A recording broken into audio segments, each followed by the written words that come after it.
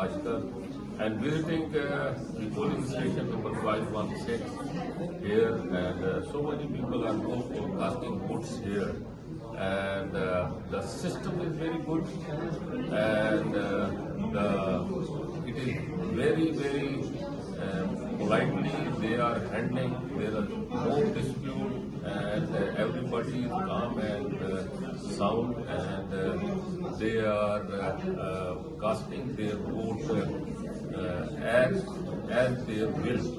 And Alhamdulillah, I'm really impressed that the arrangement of elections in Uzbekistan 2024 is going on, and it is very calm and quietly, and they are handling very softly, and I really appreciate the government of Uzbekistan.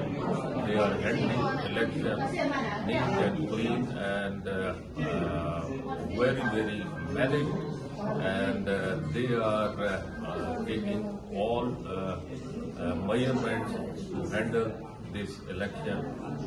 I congratulate the election which is pending in Uzbekistan, and